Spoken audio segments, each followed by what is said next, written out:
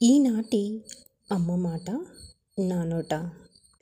మిత్రమా, మనుషుల తత్వం తెలుసుకోవాలి అంటే వారితో స్నేహం చేయాలి.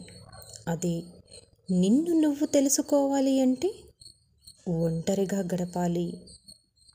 నీటిలో పడవ ఉండాలి, కానీ పడవలో నీరు ఉంటే తెలుసు కదా మిత్రమా ఏమవుతుందో. అలాగే జీవితంలో జ్ఞాపకాలు ఉండాలి, కానీ జ్ఞాపకాలే జీవితం కాకూడదు. క్రమశిక్షణ లేని చదువు, సమయపాలన లేని విధి నిర్వహణ, ఆచరణ లేని మాట నీకే కాదు, చుట్టూ ఉన్న వాళ్ళకు కూడా చెడునే చేస్తాయి. దీపం విలువ చీకట్లోనే తెలుస్తుంది. డబ్బు విలువ అవసరం వచ్చినప్పుడు మాత్రమే తెలుస్తుంది. మనిషి విలువ లేనప్పుడు మాత్రమే తెలుస్తుంది. గొడవ జరిగితే కానీ తెలియదు ఎవరి మనసులో ఏముందో అని. కోపంలోనే కదా నిజమైన భావాలు బయటపడతాయి.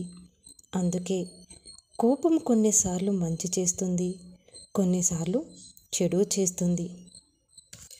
మిత్రమా, నీ జీవితంలో ప్రశాంతంగా ఉండాలి అని నువ్వు అనుకుంటే నీకంటూ కొన్ని క్షణాలు నీకోసం గడుపు.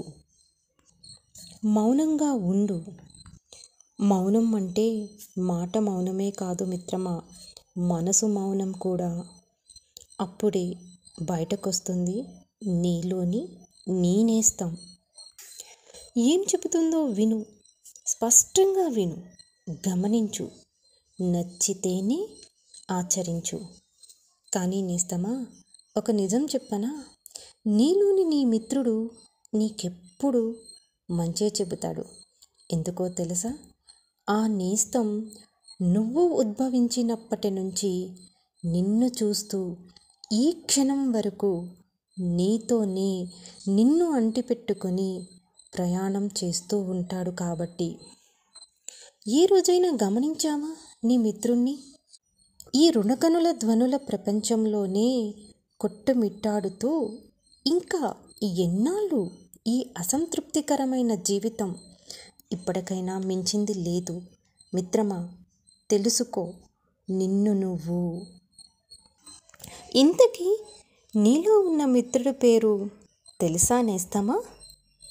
ఎవరో తెలుసా? అంతరాత్మ. ఎస్, నీ అంతరాత్మ. వాదించుకుంటే ఇద్దరిలో ఒకరు మాత్రమే గెలుస్తారు. అదే చర్చించుకుంటే ఇద్దరూ గెలుస్తారు. ఎందుకంటే మీ మధ్య ఉన్న సంబంధం తెలుస్తుంది కాబట్టి. ఈ జీవిత తరంగంలో ఎన్నో అద్భుతాలు, ఎన్నెన్నో అద్భుతమైన మలుపులు కదా మిత్రమా.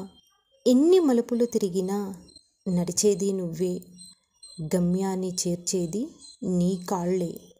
అడుగు వేసేటప్పుడు ఆలోచించు. 1కి 10 సార్లు ఆలోచించు, తప్పు లేదు. కానీ మిత్రమా, ఒక్కసారి మొదలుపెట్టావా గెలిచే వరకు ఆపకు నీ ప్రయత్నం. సమయాన్ని బట్టి దారిని మార్చుకున్నా పర్వాలేదు, కానీ గమ్యాన్ని మార్చుకోకు. లోకువైపోతావు, అలుసైపోతావు. నీ అంతరాత్మతో అనుసంధానమై ప్రశాంతమైన ఆలోచనలతో ఆచితూచి అడుగు వెయ్యి. సరికొత్త విజయకేతనాన్ని ఎగరవేయి నేస్తమా.